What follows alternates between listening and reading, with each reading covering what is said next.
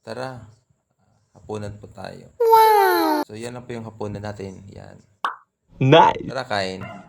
Yung lupas mo. So, yan po. Yan lang po yung hapunan natin. Wala po tayong sakit, ha. Hindi tayo pinagbabawalan kumain ng kung ano-ano. Wala rin tayong maintenance. Wala tayong gamot ng inom. Sana all! So, baka magtataka kayo bakit yan lang kinain ko. Repolyo, pinakulang repolyo, itlog, and then isda na ginataan. So nice. Sabihin nyo, walang asin din pala yan. Yung repolyo, walang asin yan. Asin tubig lang talaga siya. Wala nang gutom. Baka kayo, bakit Wala nang kinain? gutom. Baka sabihin nyo may pinagbabawal sa akin na mga pagkain ng doktor. O baka may maintenance ako. Wala po tayong maintenance na iniinom. Kasi sana yung araw-araw natin na mabuhay. Sa tuwing paggising natin sa umaga. Know your eyes in the morning sun. Siyempre kung nag-pray tayo na mapalay tayo sa mga sakit. With a grateful heart, with a song of praise. Hindi mo siya ma-achieve na malayo ka sa sakit. Nag-pray ka pero abusado ka. So, ikaw pa rin magsasuffer. Kung nag-pray ka, sabahan mo na rin ng kunting disiplina sa sarili, sa pagkain, mga bisyo. Yan no, sarap ng kain. Like ako pala. Yan. Ako pala grateful ngayong araw kasi umabot ako sa normal timbang ko sa BMI. Kasi dati 75 ako. Inis ko talaga siya na ma-achieve yung 69 kilos para mag-normal. Kasi from 75, unti-unti ako bumababa. 74, 73, 72, 70. Sana all! Ngayon umabot tayo ng 69. Grateful tayo na na-achieve yan. Pero meron pa tayong target. What?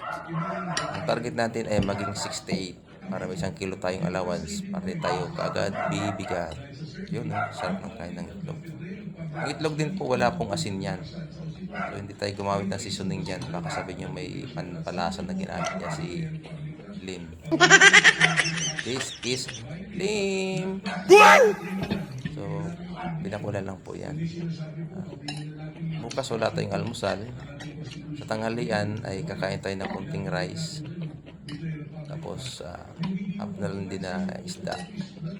Sa hapunan naman ay siguro sinabawang gulay. Yung gulay asin lang din ang gamitin natin. Wala tayong bitsin or seasoning o magic sarap dyan. Yung gulay din bukas ay saluyot and malunggay. And then patula. Mag-harvest po tayo bukas ng hapon sa likod para mayroon tayong gulay na panghapunan. Wala rin pong rice yan bukas ng gabi.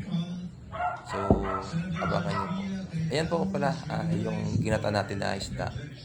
So, kuha lang tayo ng kalahati. Yummy! Yan lang po yung kapares doon sa repolyo, itlog, kalahating isda na ginataan.